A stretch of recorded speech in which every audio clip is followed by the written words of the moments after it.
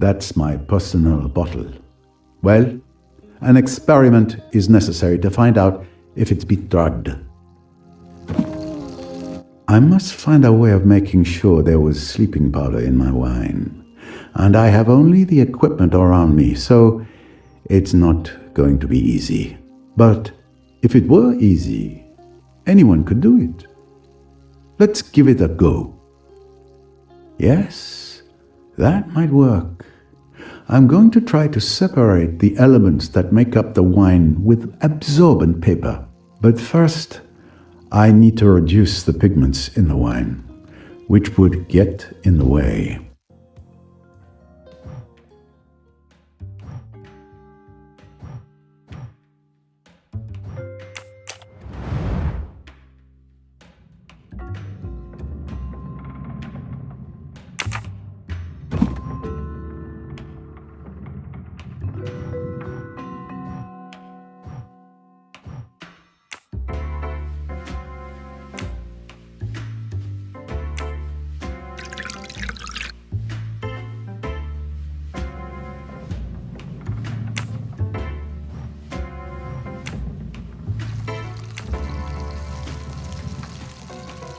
Yes, that's the right solution. The wine is transparent enough to see the result without masking it. And there is indeed an intruder. I count 4 spots instead of 3.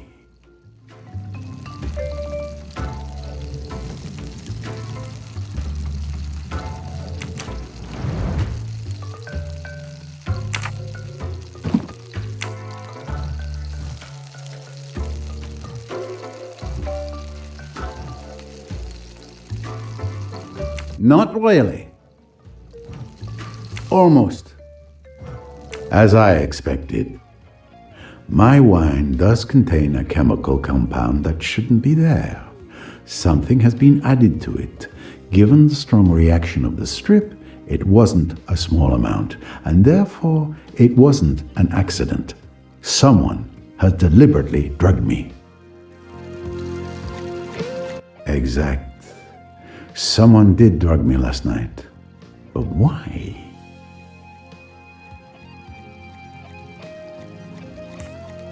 It's logical. Any meticulous criminal would want to avoid having Hercule Poirot present and alert during his misdeed. So he would have drugged me to remove me as a threat. Which means...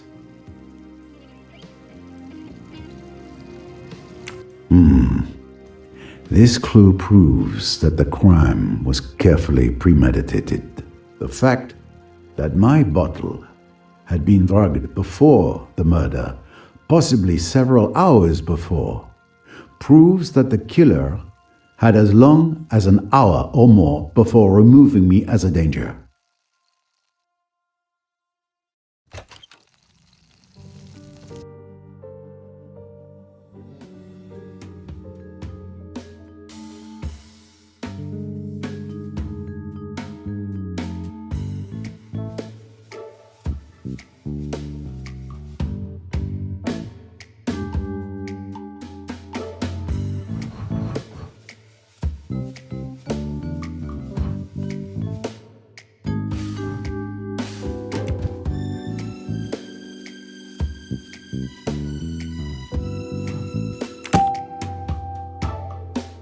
Brilliant.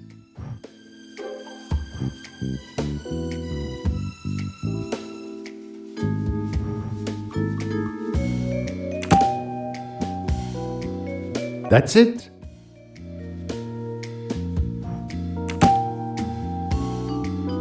Correct.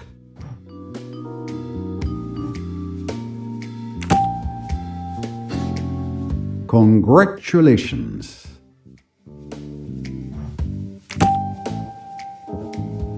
That's fair. Now that is a good answer.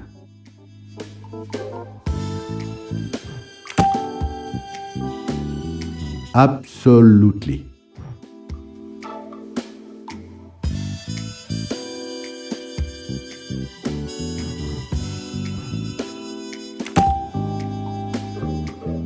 Exactly. I'm right.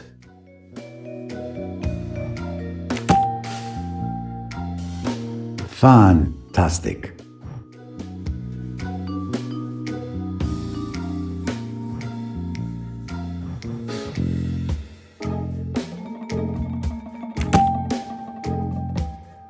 That's it. Despite an unhealthy interest in role-playing games, none of the crew aroused my suspicions, and each of them has a decent alibi.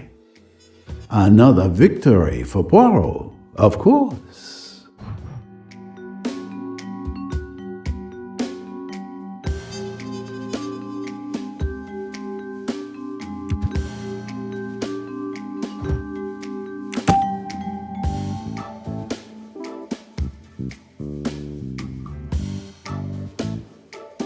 Perfect.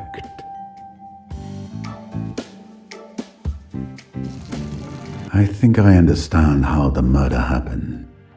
I should present my findings to Miss Royce.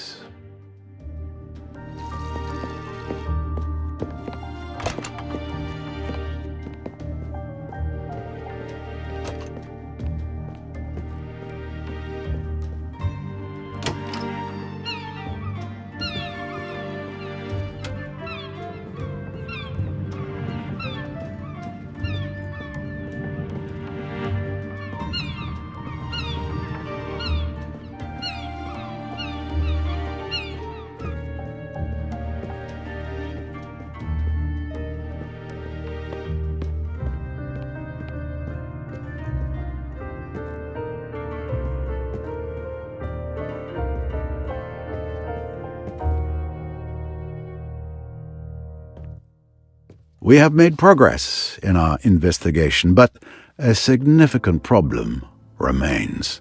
I think I know what you're referring to. Let's recap. I've discovered that the murderer intentionally drugged me at dinner, sometime before Lynette's murder. We can already draw a first conclusion from this. The crime was premeditated. It couldn't have been improvised. Exactly. The revolver that was used to kill Lynette Doyle is a key piece of evidence. Agreed. It's the same gun that wounded Simon Doyle. Indeed. The weapon that killed Lynette and Jackie's weapon, which disappeared from the lounge, are both .22 caliber, and most likely the same weapon. Therefore, the murderer must have retrieved it from the lounge to kill Lynette Doyle, taking advantage of the commotion caused by Mr. Belfort. Yes, it would appear only one person could have committed Lynette's murder.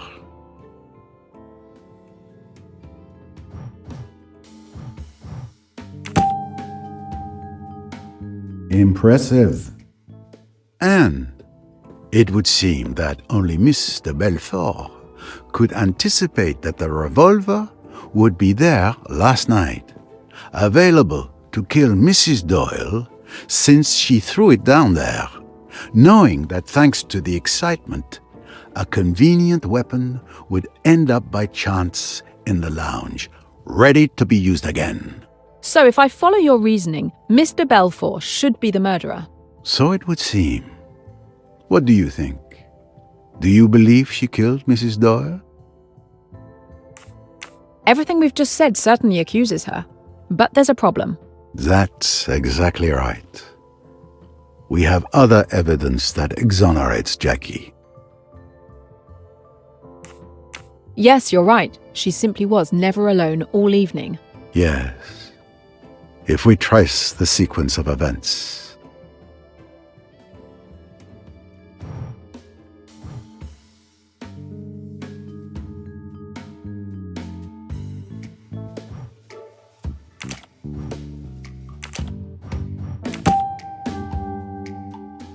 This must be the right solution.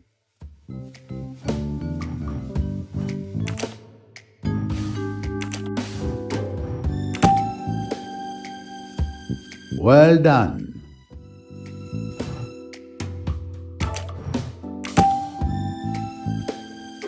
This must be the right solution.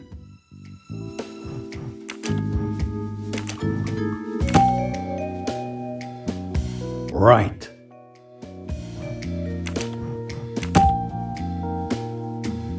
Exactly. I'm right. Several testimonies overlap to confirm that Mr. Belfort was never alone from the moment she entered the lounge until this morning. Gun or no gun, there was no moment when she could have slipped away to kill Mrs. Doyle. So Mr. Belfort is the only one who could have done it, but she couldn't have done it. Did I say that out loud? Mademoiselle, Poirot does not believe in flying guns with minds of their own. We are being led astray. But we will unravel this thick mystery. I'm convinced of it. There is still much we don't know. The investigation must continue.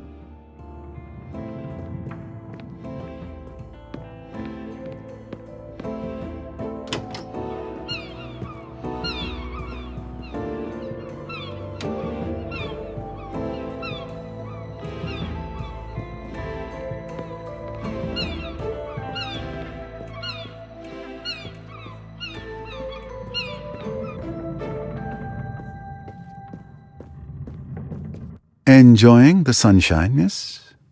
It would be a crime not to, would it not, on such a beautiful day? It's more the tranquility of the place that drew me here. I understand. Don't worry, this will only take a moment. It's rare to see you without your mother. Is it that obvious? I thought I'd outgrown clinging to her apron strings.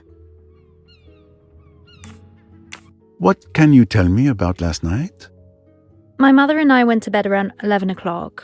Rats! There I am again, securely tied to her apron. I didn't hear anything except some commotion near Dr. Bessner's cabin. It was stifling in our cabin. I couldn't sleep. Around 1 a.m., I went out on deck for some fresh air. I didn't stay long. I went back to sleep afterwards. I had no idea what had happened until this morning.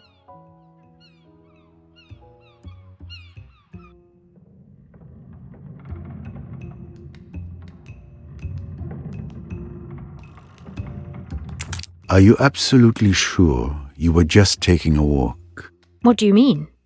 Of course I'm sure.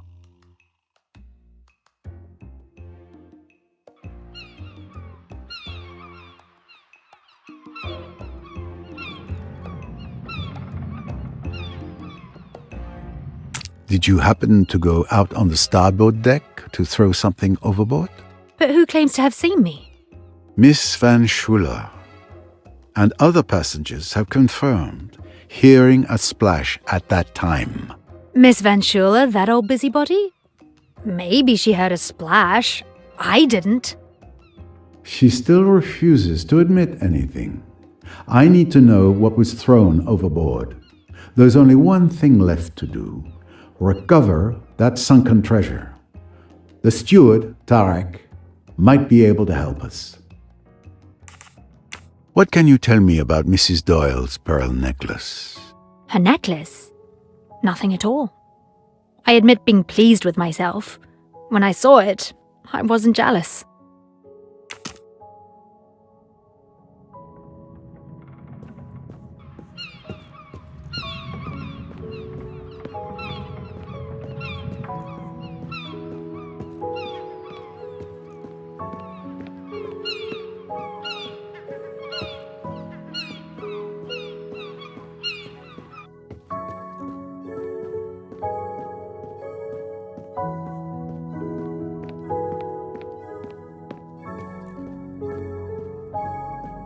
Excuse me, I need to fish something from the bottom of the river.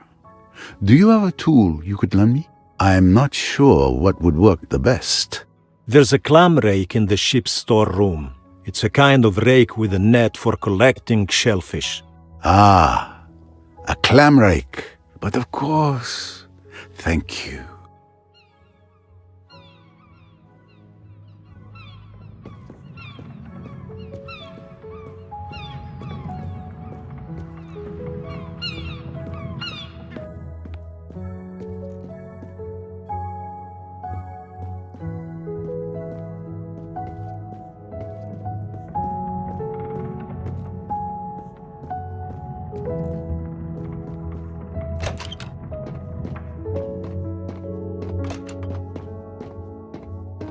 I doubt Miss Royce has ever used one, but I expect she's a fast learner.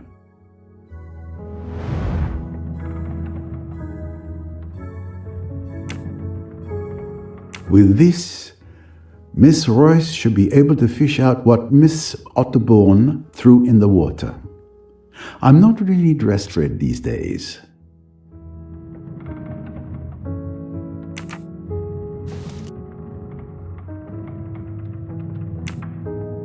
I should find Mademoiselle Royce.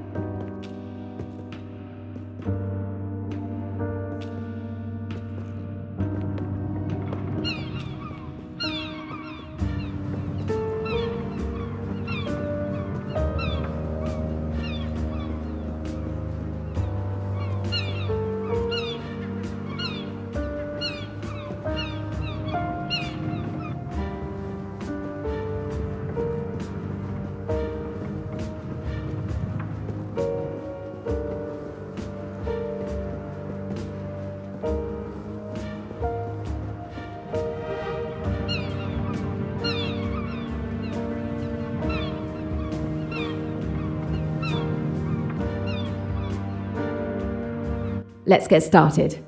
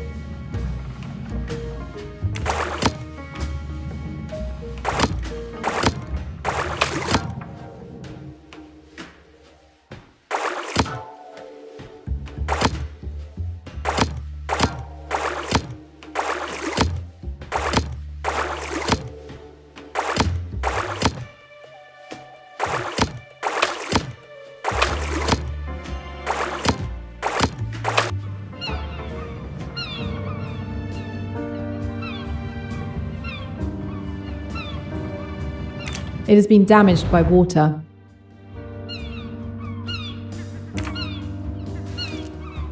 Not very interesting.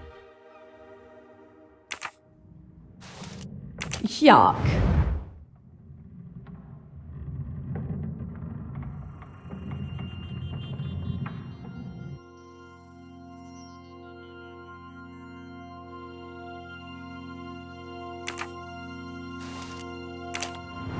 When I think that I almost missed it.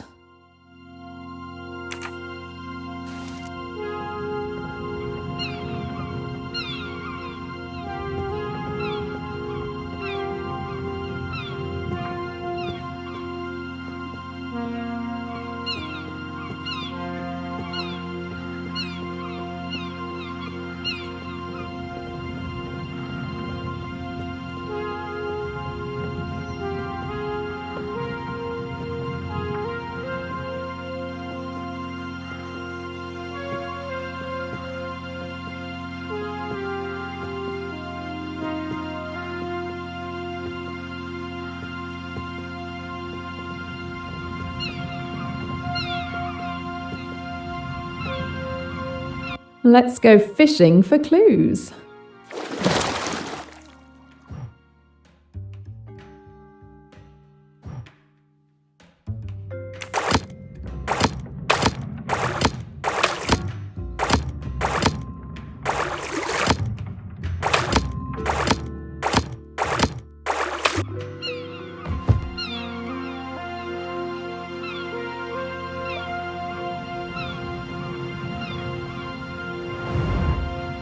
Disgusting. Digging through trash on a river bottom. I'm going to grit my teeth and just do it.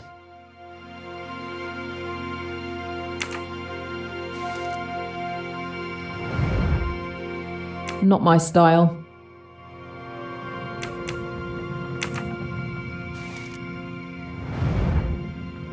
Not very interesting. Now this is more interesting. Looks like the fishing was good. And the stamp on the bag reads Karnak. This bag came from the boat. Now we need to find out where the bottles came from.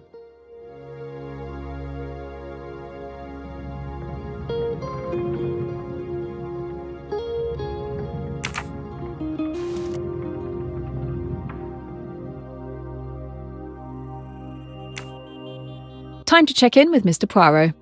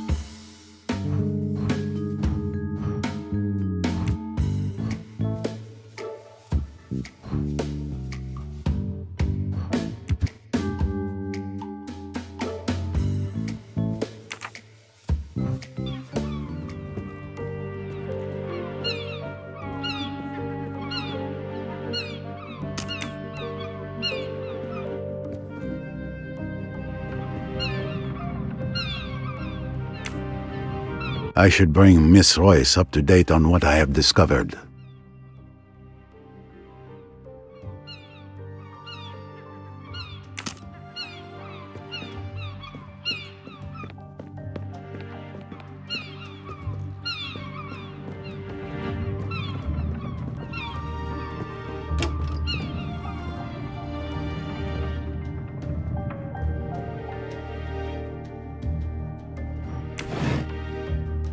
These traces seem to match the bottles fished out.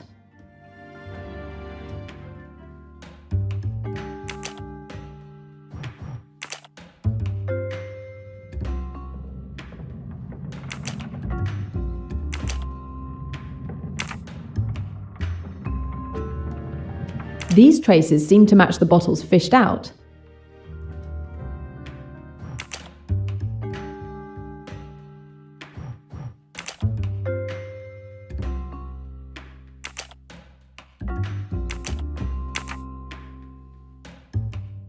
These traces seem to match the bottles fished out.